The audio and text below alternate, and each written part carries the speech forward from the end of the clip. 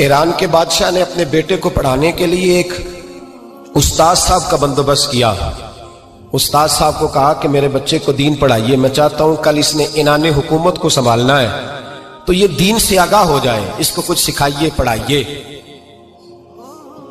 بہت نیک بزرگ بڑے درویش عالم پڑھانے لگے، اسباق مکمل ہو گئے، دین کے اسباق قرآن مجید پڑھایا، احادیث طیبہ کا درس دیا، اصول فقہ سے روشناس کرایا۔ جب بچے نے مکمل تعلیم حاصل کر لی اور آمین ہو گئی، دستار ہو گئی، فارغ ہو گئے، تو پھر ایک دن استاد صاحب نے کہا بیٹے کل تم نے ضرور آنا ہے، کچھ بات کرنی ہے۔ شہزادہ گیا ملنے استاد صاحب سے، استاد صاحب نے کنڈی لگا لی، ہاتھ میں درہ پکڑ لیا، مار مار کے پورے وجود کو زخمی کر دیا، کوئی غلطی نہیں، کوئی بات نہیں، مارا۔ اب بچہ آیا آ کے بادشاہ سلامت سے کہا کہ ابا جی سمجھ نہیں آئی، بڑا مارا ہے استاد نے۔ تو سیانے تھے نا بادشاہ، یہاں تو قاری صاحب روز کٹہرے میں کھڑے ہوتے ہیں، مولوی صاحب آپ نے میرے بچے کو کیوں مارا ہے؟ آپ 8,000 کے مولوی ہیں، میرا کئی کروڑ کا بچہ ہے، سویرے بدل لیں گے، خبردار آپ نے بچے کو ہاتھ لگایا، اپنی حیثیت میں رہے معاذ۔ جو قومیں استادوں کو کٹہروں میں کھڑا کرتی ہیں وہ ترقی نہیں کر پاتی، جو استادوں کو کٹہروں میں روز کھڑا کرتے ہیں۔ کہا ابا جی بڑا مارا ہے، تو والد بڑے سمجھدار تھے، کہنے لگے بیٹا استاد باپ ہوتا ہے، وہ زیادتی نہیں کرتا، کوئی بات ہوگی میں تیرے استاد کو کٹہرے میں نہیں بلاؤں گا۔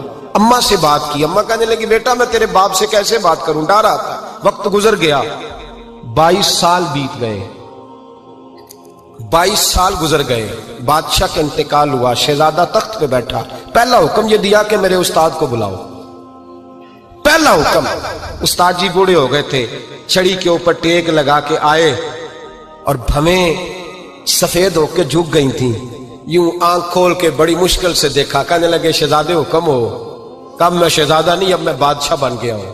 استاد جی 22 سال بیت گئے، آپ نے مارا تھا، پر وہ درد چونکہ زیادتی کی تھی، میرا قصور کوئی نہیں تھا، تو نہ میری روح سے درد گیا ہے نہ میرے جسم سے گیا ہے، میں بے اختیار تھا، پوچھ نہیں سکتا تھا، آج با اختیار ہوا ہوں۔ سب سے پہلے پہلا حکم آپ کو دیا، بلایا ہے، بتائے کیوں مارا تھا، کیوں مجھے مارا تھا، میری زیادتی بتائے۔ تو استاد بوڑھے استاد کی آنکھیں آنسوں سے بھر گئیں، کہنے لگے بیٹے بس آج کے دن کے لیے مارا تھا، یہ جو دن آ گیا نا میری زندگی میں اس لیے مارا تھا، یہ میں چاہتا تھا میری زندگی میں وقت ہے، آج کے بس میری مراد پوری ہو گئی۔ کہا صاحب کس لیے، مجھے بھی سمجھائے۔ آپ فرمانے لگے کتنی دیر ہو گئی تجھے مار کھائے ہوئے، کتنا زمانہ بیت گیا؟ کہنے لگا 22 سال۔ فرمایا زخم بھولے تو نہیں، درد ختم تو نہیں ہوئی، تمہیں بات 1 منٹ کے لیے بھی تمہارے حافظے سے محو تو نہیں ہوئی؟ کہ استاد جی روز رات کو یاد آتی، روز خیال آتا تھا۔ استاد کہنے لگے بھائی تو بے اختیار تھا، پوچھ نہیں سکا، 22 سال تجھے یاد رہا، مجھے پتا تھا تو ایک دن حکمران بنے گا، میں نے تجھے اس لیے مارا تھا کہ بیٹے یاد رکھنا، کسی پہ ظلم نہ کرنا، اگر تجھے 22 سال تک یاد رہا ہے تو جس پر تو ظلم کرے گا اسے بھی قیامت تک یاد رہے گا، اور یہ یاد رکھنا تو آج با اختیار ہوا تو تو نے مجھے بلا لیا ہے، قیامت کے دن غریب با اختیار ہو جائیں گے، مظلوم با اختیار ہو جائیں گے، وہ با اختیار ہوں گے للہ الواحد القہار، رب کریم کی بارگاہ کے اندر ان کا اختیار ہوگا، اکیلے اللہ کی حکمرانی ہوگی، پھر وہ بلائیں گے بڑے بڑے کج کلاہ، دنیا میں جن کی پگڑیاں اونچی تھیں وہ سر جھکائے کھڑے ہوں گے، دنیا میں جو ڈکٹیٹر بنتے تھے ان کی پشتیں لال ہوں گی، ان کو غدار لکھا جائے گا، قیامت تک نہیں بھولے گا۔ ظلم کرنا تو سوچ سمجھ کے کرنا، اتنا کرنا جتنا تم سہ سکتے ہو، اتنی زیادتی کرنا جتنی قیامت میں تم برداشت کر سکتے ہو۔